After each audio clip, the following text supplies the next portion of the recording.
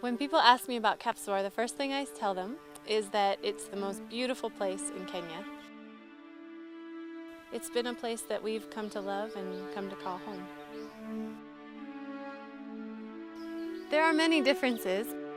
The things that struck me the most were how much time everything takes.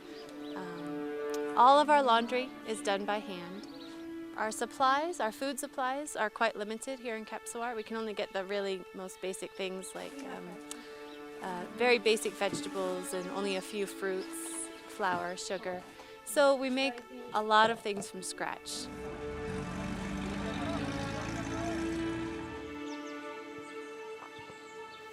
Another very distinct difference, and one that I've really enjoyed in this community, is that it's not time-oriented or even performance-oriented. It's a culture that focuses on relationship, and for me that has been incredibly refreshing.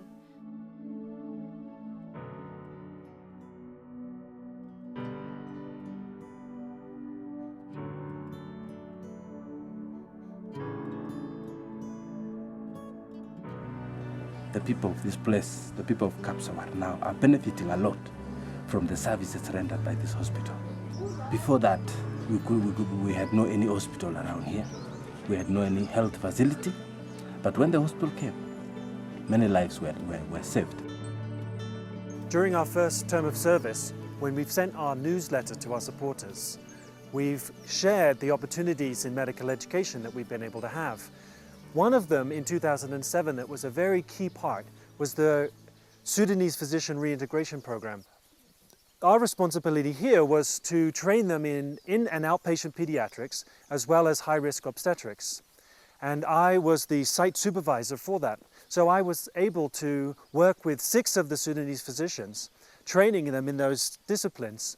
And then when we graduated them, we sent them off back to Sudan, and they received assignments throughout South Sudan in very remote areas. The other opportunities that we've had is that each month we receive 2 to 3 medical students, and they come from at least 9 different countries.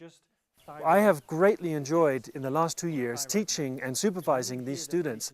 All of these opportunities in education with the Sudanese physicians, the Somali medical students, and the Kenyans and the internationals has allowed me to see the tremendous need and opportunity for well-trained primary care doctors throughout all of Africa. Another component is the clear opportunities for spiritual discipleship of these medical students during a very critical stage of their personal and professional training.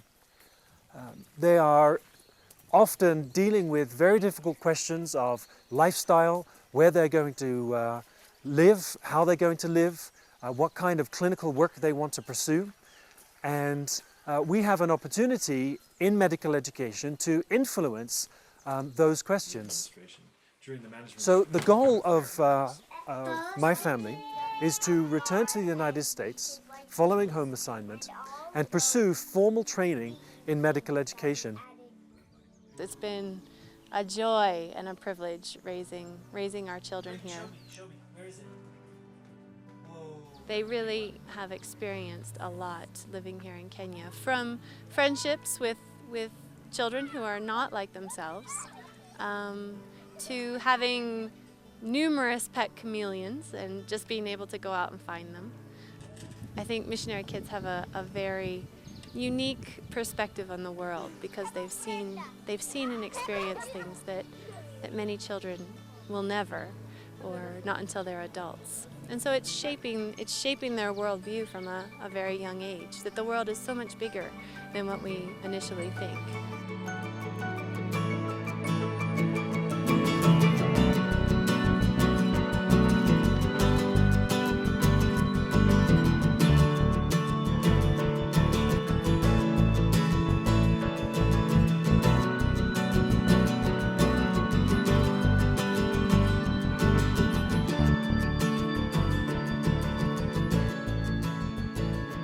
Paul and I like things kind of neat and orderly. We've always known since we married in 1997 that we wanted to be medical missionaries, and so everything we did up until 2005 was working towards that direction.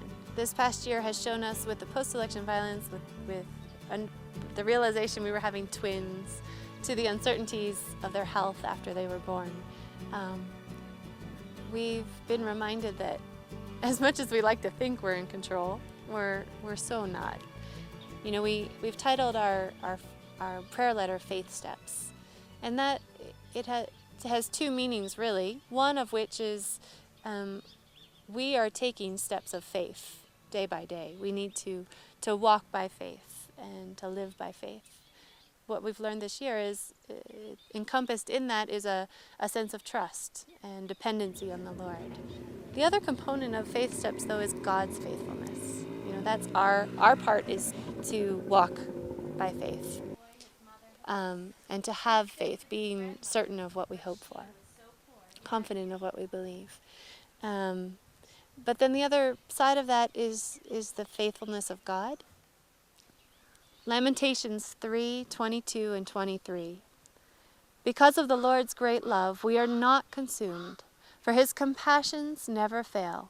They are new every morning. Great is your faithfulness. And I think most people know the hymn, Great is Thy Faithfulness, written by Thomas Chisholm. But just before he died in 1960, he wrote, "I must not fail to record here the unfailing faithfulness of a covenant-keeping God, and that he has given me many wonderful displays of his providing care, which have filled me with astonishing gratefulness." And I think our hearts just so resonate with that statement and with that hymn, because we have seen God's faithfulness time and time and time again. The last line of that hymn, "Blessings all mine with 10,000 beside." He just continues to pour out his blessings. He is faithful even when we are unfaithful, and we have much to be grateful for.